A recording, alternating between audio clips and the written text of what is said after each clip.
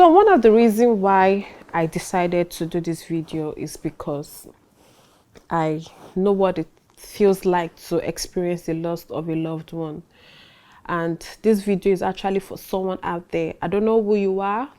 I don't know what you might be experiencing, but this video is actually for you because I know what it feels like to lose a loved one.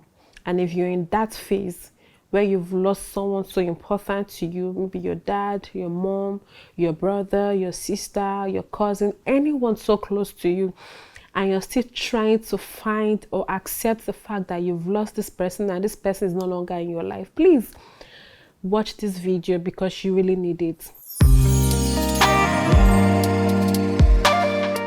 So while growing up, I have seen my father put himself out there for people. My dad always ready to help, always ready to do things for people.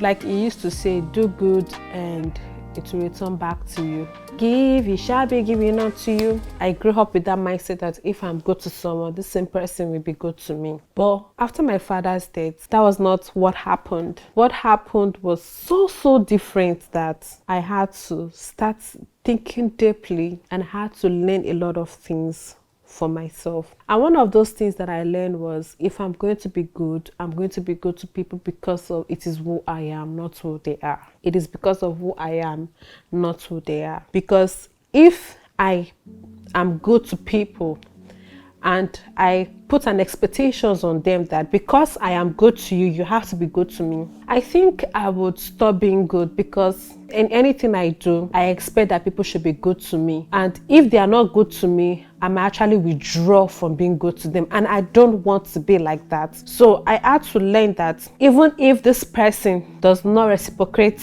whatsoever thing then I do for them, I'm going to be good to people because of who I am and not who they are. That's one of the things that really shaped my life, like shaped my response to life. I saw it as, if you're good to people, people will be good to you. The same people will be good to you back. After my late father's death, I saw the reality that if you're going to enjoy or do good for people, do it because of who you are and not who they are. I'm sharing this because it is what I have seen. It is what have shaped my life, because I had a lot of questions. Honestly, I had questions like, at the point I sat and was asking myself, isn't life supposed to be if I do good to you, that means in one way or the other you should show gratitude.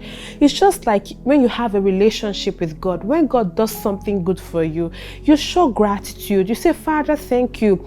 And I have seen it that in real life, it doesn't happen that way. You can be good to people and they will pay you back in a way you least expected. I had to learn that if I am going to be good to anyone, be it my friend, my enemy, anyone, if I'm going to be of help to you, if I'm going to do good to you, I must do it because of who I am, not because of who you are. It is because of me. And I had to work also on reducing my expectations from people.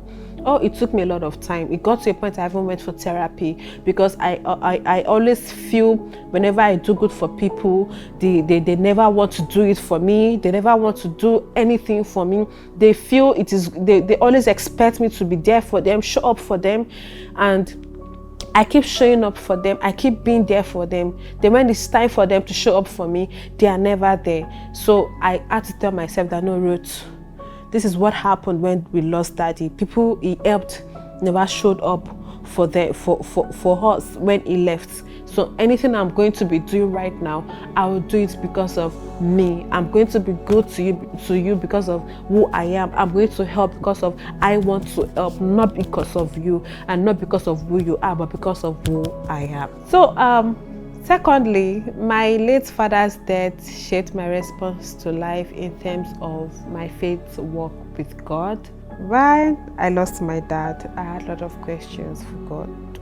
I had lots, questions. Why did you take this man? Why my dad? It took a lot of rebuilding my relationship with God to get me back on my feet. I even stopped going to church at a particular time because I was angry at God. I was angry at God. It was something that I never knew I would find myself in. And that is what losing someone can do to you. It can make you feel as though God has left you, is not with you, is responsible for killing your dad and the rest. And I got myself in a phase where I had to talk to God. At that phase, actually, I was just ready to go to school, processing my admission and the rest. So I just started taking decisions. I wasn't thinking about it. I was like, I'm done when it comes to my relationship with God. Not like done for now. I'm going on that break. For now, I don't have any business. Let me just do what I have to do. It was like I just wanted to just do what I had to do at that phase. I was not feeling my flame because I was still yet to accept the reality that this man is gone. Do you even know? Even when it was they've buried him, I was still expecting. Not just to see in Nigeria movie where someone can come back to life. I kept praying. I kept telling God, someone I don't want to hear from. Sometimes instantly I will tell God that, God, if you can bring this man back, I will serve you back. I will serve you. Like when I negotiating for someone that said I don't want to have anything to do with, I just told him that, but you know, I'm your daughter. If you can bring this man back, I'll continue serving you. That was it for me.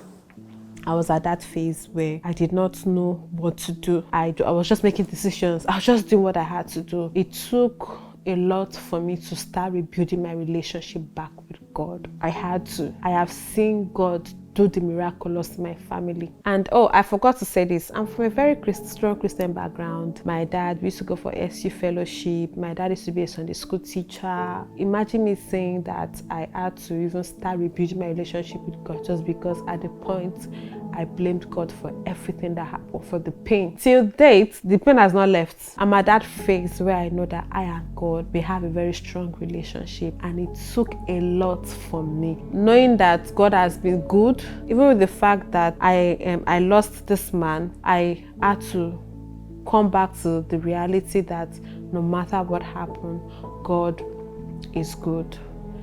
It happened. He's not responsible for the death of my late dad.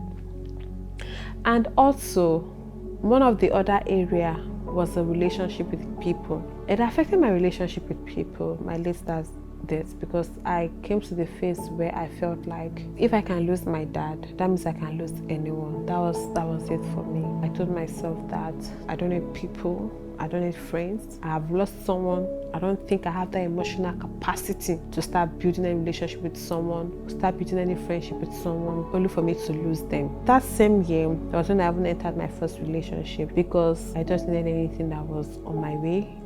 But one thing for sure was I had to come to the reality that I need people. I had to start processing a lot of things, intentionally wanting to seek for answers out there. And I got my answers, and I got to the extent that anybody that comes to my life right now, I'm going to build beautiful memories with people. I'm going to bring myself with people of same value. I'm going to love people, and when it's time for them to leave, I just have to accept it, even though it's still going to hurt. But I had to intentionally work on all of these things. I don't know who you are, but I know you're watching this video and you are at that phase where because you've lost a loved one, you feel you don't need people anymore, you don't need God, God offended you, God did this, God did that, you don't need people because at the end of the day you will lose people. I want you to understand that it has happened. You need people. The best you can do is to create beautiful memories with people. Make sure you find yourself with people that want you and you want them. Don't live life because of what has happened to you. Don't live life that way, because if you do that, you would not enjoy the goodness of life. I know life is full of joy and pain, but honestly, I tell myself most times that, Ruth, every day, no matter what, I'm going to find something that means a lot to me and just live my life. I'm going to live my life in terms of what God wants for me and what I want also, and everything I want to experience about life. I don't know who you are, but I want you to come out of that situation you found yourself in because of the loss of a loved one. Get yourself back. Start living again. Let me just say this. The truth is, every experience we have, our past experience in one way has shaped our life. So no matter what you find yourself in, the best you can actually do is look at your past and look at the present on how you can make things better for you. Finally, I'm going to be talking about healing. We have a lot of people moving around with old baggages, and they are yet to come to the reality of dropping those baggage and working on themselves. And that is what accepting that you need healing can do to you. You have to know that you have to drop your old baggages and start your healing process. And honestly, it took me a while to get to that phase where I knew I needed to heal. You see, people say time heals, but I don't think it works when it comes to losing a loved one. I just feel over time, you just have to start living life knowing that they are no longer existing. You've accepted the reality that since they are no longer in your life, you just have to live because you do not have any control of it. And that was, I just had to accept it, and I started living my life that way. And I even got to a phase where, you know, sometimes where, because of it's been a long time, like close to 11 years, I've lost my dad. And there are memories that I find myself slipping away from my mind. You know, I sit down and I have to start waking that memory. I have to start waking it up again because I feel it's fading away, and this is the only thing I have of this person.